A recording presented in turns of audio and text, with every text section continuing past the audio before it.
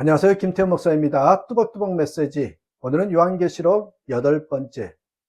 미지근한 신앙은 아직 예수 영접이 없는 것이다. 미지근한 신앙은 아직 예수 영접이 없는 것이다. 요한계시록 3장 14절에서 22절의 말씀 가지고 함께 뚜벅뚜벅 걸어가겠습니다.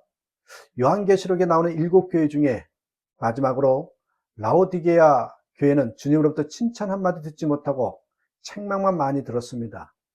그런데 그 책망의 말씀이 예수님께서 하셨을까 싶을 정도로 충격적입니다. 16절에 나는 너를 내 입에서 뱉어버리겠다. 너를 보니 토하겠다라는 말인데 주님께서 이렇게 심한 책망을 하신 이유가 무엇일까요?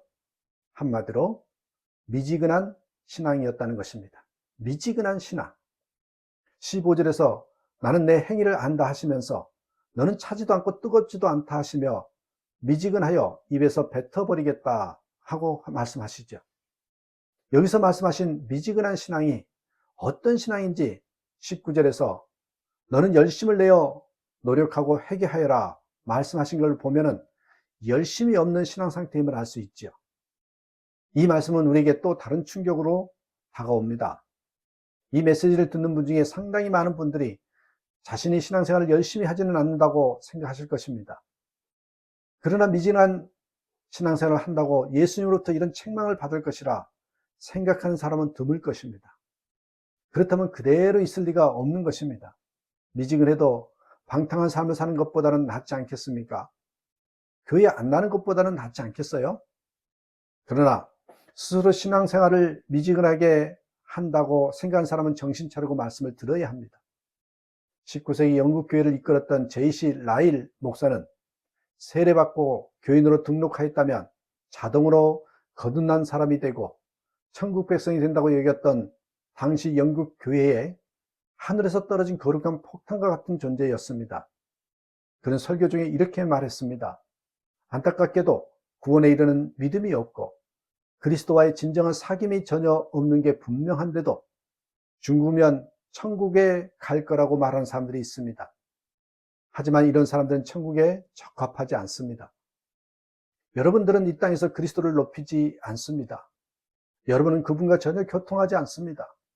여러분은 그분을 사랑하지 않습니다. 여러분이 천국에서 무엇을 할 수 있겠습니까? 천국은 결코 여러분을 위한 것이 아닙니다. 천국의 기쁨은 결코 여러분을 위한 기쁨이 아닙니다. 천국의 행복은 여러분이 소유할 수 없는 행복입니다. 천국은 여러분의 마음에 따분하고 부담스러울 것입니다. 그러므로 늦기 전에 회개하고 변화를 받으십시오. 천국에 대한 가장 확실한 준비는 예수님과의 교제임을 명심해야 합니다. 여러분 중에 라이 목사의 설교를 들을 때 마음이 불편하거나 화가 나는 이가 있을 것입니다. 이것이 라오디게아 교인들이 주님의 편지를 읽었을 때 받은 느낌이었을 것입니다.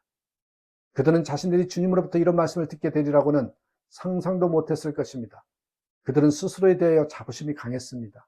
17절에 너는 풍족하여 부족한 것이 조금도 없다고 하지만 라오디게아 교회는 상당히 부유했던 모양입니다. 도시 전체가 부유하였고 특별한 핍박도 없었습니다. 그러니 그렇게 생각할 만합니다. 그러나 주님은 실상 너는 네가 비참하고 불쌍하고 가난하고 눈이 멀고 벌거벗은 것을 알지 못한다 라고 말씀하셨습니다. 이것이 라오디게아 교회의 실상이었는데 그들은 자신이 그런 모습인 줄 꿈에도 알지 못했습니다. 우리도 대부분 자신의 실상이 어떤 모습인지 알지 못합니다. 주님은 라오디게아 교회에 계속 말씀하십니다. 18절 그러므로 나는 내게 권한다. 내가 부유하게 되려거든 불에 정련한 금을 내게서 사고 내 벌거벗은 수치를 가려서 드러내지 않으려거든 흰옷을 사서 입고 내 눈이 밝아지려거든 안약을 사서 눈에 발라라. 여러분 라오디게아 교회가 자랑하던 것이 세 가지가 있었대요. 하나 부자라는 것과 좋은 옷을 입고 다니는 것과 도시가 안약으로 유명했다는 것입니다. 그러나 주님은 불로 정련한 금을 사라 하시면서 그들이 번 돈이 더러웠음을 지적하셨고 좋은 옷을 입었지만 영적으로는 벌거벗고 다니는 꼴이었으며 안약으로 유명한 도시에서 살면서 영적인 눈은 멀어 있다.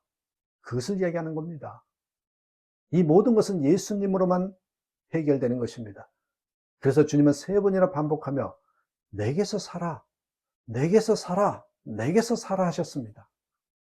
그러면 어떻게 주님께 갈 수 있습니까? 주님께 가려고 애쓸 필요가 없습니다. 주님께서 친히 찾아오셨기 때문입니다. 20절. 보아라, 내가 문 밖에 서서 문을 두드리고 있다. 누구든지 내 음성을 듣고 문을 열면 나는 그에게로 들어가서 그와 함께 먹고 그는 나와 함께 먹을 것이다. 보세요. 우리가 할 일은 주님께 마음을 열고 영접하는 것뿐입니다. 예수님을 진정 영접하지 않았기 때문에 미지근하게 예수님을 믿는 것입니다. 예수님을 믿어도 왜 삶의 변화가 없는 것입니까? 예수님을 영접하고도 예수님을 잊어버리고 살기 때문입니다. 그러니 함부로 말하고 행동하는 것이죠. 예수님은 가나 혼인잔치에 참석하였으나 포도주가 떨어졌을 때 아무 일도 하지 않으시라고 했습니다. 주인이 아니라 손님이었기 때문입니다. 그러나 지금은 예수님을 손님으로라도 여기는 이도 드뭅니다. 함부로 말하고 행동하며 사니 어찌 예수님을 손님으로 대접하였다고 할 수 있겠습니까? 예수님을 영접하지 않았거나 예수님을 무시하고 산 것입니다. 이 말씀은 불신자에게 하신 말씀이 아닙니다. 라오디게아에서 오래 예수님을 믿는 사람들에게 하신 말씀입니다. 그러므로 신앙생활을 오래 한 이들이 귀담아 들어야 할 말씀입니다. 주님이 우리에게 원하시는 것은 너무나 소박하여 당황스러울 정도입니다. 언제나 밥 같이 먹자는 것입니다. 이것은 주님이 특별한 순간에 우리와 만나시는 것을 원하는 것이 아니라는 것입니다. 평범한 모든 삶 속에서 우리와 동행하기 원하신다는 것입니다. 열심을 내라, 열심을 냅시다 한다고 열심히 생기는 것이 아닙니다. 예수님을 영접하면 교회도 우리 자신도 생기가 돌게 됩니다. 진정으로 예수님을 영접하면. 라오디게아 교회에 책망을 하셨지만 주님의 마음을 보십시오. 사랑으로 가득했어요. 19절. 나는 내가 사랑하는 사람은 누구든지 책망도 하고 징계도 한다. 책망하는 것도 징계하는 것도 사랑하기에 그렇게 하신다는 것입니다. 주님께서 라오디게아 교회를 사랑하시는 증거는요 또 있어요.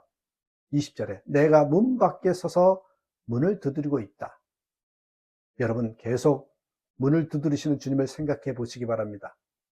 누가 누구의 문을 두드려야 합니까? 누가 답답하여 누구에게 문제가 있습니까? 이게 누가 답답하면서 누구에게 문제가 있냐 한번 생각해 보세요. 우리가 예수님을 자꾸 또 찾아야 할 텐데 우리는 세상만 기웃거리고 예수님께서 답답하셔서 문을 두드린 것입니다. 정말 주님께서 내 마음을 두드리시는 것일까요? 그렇습니다. 여러분 예수님 믿도록 누가 부르셨습니까? 예수님이시잖아요. 그러기에 속히 미진한 상태에서 벗어나야 됩니다. 미지근한 상태에서 벗어나야 됩니다. 마음을 두드리는 주님의 소리가 들리지 않습니까? 마음을 열어 주님을 영접해야 됩니다. 하나님의 사랑의 손을 붙잡아야 합니다. 이것이 진정한 주님의 사람인 것입니다. 그런 저와 여러분 되시길 주님의 이름으로 축복합니다. 감사합니다.